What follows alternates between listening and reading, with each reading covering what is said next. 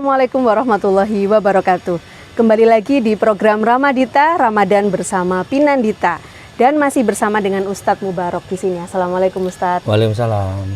Hari ini kita akan belajar tentang tingkatan orang berpuasa. Ternyata ada tiga tingkatan orang berpuasa. Yang pertama adalah puasanya orang awam, yang kedua puasanya orang khusus, dan yang ketiga adalah puasa orang super khusus.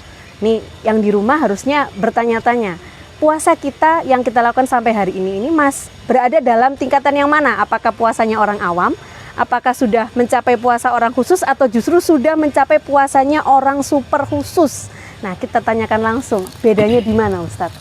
Ya, terima kasih. Mungkin sebelum masuk di situ, Bu Mawar, kapan hari kita mengangkat dalil tentang kewajiban berpuasa itu kan, bahwa yang namanya kewajiban berpuasa itu ada tujuan lah. Allah menyuruh kita, mewajibkan kita berpuasa itu adalah satu tujuan la'alakum tatakun. Dari ya ladzina amanu, ya, orang yang beriman, ini posisi dasar lah. Kemudian dimasukkan dalam kawah condro di muka, yakni puasa, ya, digodok 1 bulan. Lah kemudian Allah menyampaikan pada satu endingnya, yaitu la'alakum tatakun. Itu betapa hebatnya puasa ini. Nah, maka di sini jangan sampai nanti puasa yang kita lakukan itu tidak mencapai pada tujuan itu. Nah, makanya di sini sebagaimana yang jenengan tanyakan tadi, ada tingkatan-tingkatan berpuasa. Nah, satu ada puasa orang awam, puasa saumul awam. Itu adalah puasa yang hanya menahan diri dari makan, minum, tidak melakukan hubungan, pokoknya hal-hal yang sifatnya membatalkan puasa, membatalkan saja itu tingkatan awam, ya, orang awam. Akankah kita tetap akan jadi orang awam? Maka setidaknya dalam hidup perjalanan kita harus selalu menyempurnakan diri kita. Maka di situ ada puasanya orang khusus. Orang khusus, betul. Oke, yang di situ tidak hanya sekedar memuasakan diri kita dari makan dan minum, akan tetapi Allah telah menganugerahkan kita beberapa anggota yang di situ setidaknya kita ikut puasakan. Oh, tidak hanya secara fisik berarti Ustaz ya? Puasanya tidak hanya secara fisik. Nah, satu contoh anggotanya nggih, mungkin mulut. Mulut kita di samping menahan diri dari makan, ya, lah itu menahan diri dari mengucapkan sesuatu yang tidak berharga lah. Satu yang kotor. Gosip termasuk, ya. Kalau nonton gosip, Ustaz? Lah nonton itu juga sama ya? Sama. Karena di sini juga diproses itu. Diproses juga. Memproses gosipnya, nah, sama-sama mendukung itu. Sama-sama mendukung. Sama mendukung. Ya, termasuk telinganya harusnya untuk ikut puasa adalah mendengarkan sesuatu yang berharga juga. Mendengarkan temennya ngaji, ayo kamu ngaji, saya dengarkan, itu pahala, berarti ikut berpuasa.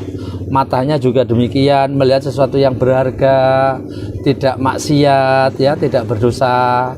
Kemudian hidungnya juga demikian, mencium sesuatu yang berharga. Kemudian anggota tangan dan kakinya itu juga demikian, melangkah. Apalagi di Ramadan itu semua amalan-amalan ditingkatkan. Yang satu wajib menjadi 70, ya, yang amalan sunnah menjadi wajib. Itu eman-eman. Kalau mungkin dalam 1 tahun hanya 1 bulan itu, kalau puasa hanya sekedar menahan dari yang fisik tadi. Iya, betul. Nah, ini berarti ketika kita bisa melakukan puasa dengan menahan dari hal-hal yang itu, ini tingkatannya sudah naik lagi di atas puasa orang awam berarti Ustaz ya? Iya. Jadi tidak hanya sekedar menahan diri dari tidak makan, minum, tidak muntah secara sengaja dan lain-lain itu, kita juga harus menahan dari hal-hal yang menggoda secara tidak fisik berarti. Betul. Karena apa ya, kita manusia itu kan diciptakannya tidak hanya unsur fisik, kita ada unsur yang rohani. Lah maka di situ ya alangkah naifnya lah kalau orang hanya ngurusi fisiknya sementara yang rohaninya tidak dipikirkan. Berarti tidak boleh dibalik sebenarnya Ustaz ya? Kan gimana ada yang maksudnya? ada yang mengatakan bahwa yang penting puasa hatinya dulu nih daripada puasa secara fisik. Sebenarnya dibalik ya Ustadz ya. Ya kita puasa dulu secara fisik. Itu untuk hal lain-lain. Ya salah saya kira. Mungkin satu contoh begini, kadang orang kan apa gunanya pakai jilbab tapi hatinya tidak berjilbab. Loh, itu dua hal yang berbeda. Pakai jilbab ini perintah syariat, lah hati kita berjilbab dari hal-hal yang enggak baik, itu juga ada penilaian tersendiri di hadapan Tuhan. Ya sama dengan puasa ini, betul. Kalau yang super khusus berarti yang mana Ustaz? Super khusus. Padahal ini untuk yang kedua tadi itu sudah berat. Sudah top itu kan? Sudah berat. Nah ini di samping yang urusan tadi ya, dari yang menahan diri dari fisik, kemudian tidak bermaksiat. Lah ini kita tingkatkan adalah keraguan-raguan tentang akhirat. Bahwa Allah itu dalam menciptakan alam semesta ya, kita berada di alam itu dari alam arwah, alam rahim, dunia, terakhir alam akhirat. Alam akhirat itu ada. Seharusnya ini yang jadi pikiran kita bahwa abadi, bahwa alam dunia ini ada sementara, alam akhirat adalah yang selamanya abadi. Lah itu di situ nanti Allah akan meminta pertanggungjawaban atas apa yang kita lakukan di dunia. Yang di situ minimal nanti ada surga bagi orang-orang yang baik, yang satu neraka bagi orang-orang yang sebaliknya. Loh, itu yang harus kita jadi bayangan kita lah. Sehingga apapun bisa yang akan kita lakukan, misalkan keburukan, itu menjadi kontrol kita. Berarti untuk puasa orang super khusus ini levelnya sudah tidak lagi berpikir atau memikirkan tentang dunia lagi. Sudah tidak, gak mikir nanti buka apa, nanti sahur apa. Betul. Sudah wis pokoknya wis Allah sajalah. Sudah tidak pasang alarm untuk bangun sahur ya Ustaz kayaknya. Sudah dia itu betapa cintanya pada Tuhan, betapa cintanya pada akhirat. Sehingga dunia itu ujian yang dihiraukan sama para nabi, para ulama-ulama solihin itu di situ. Baik.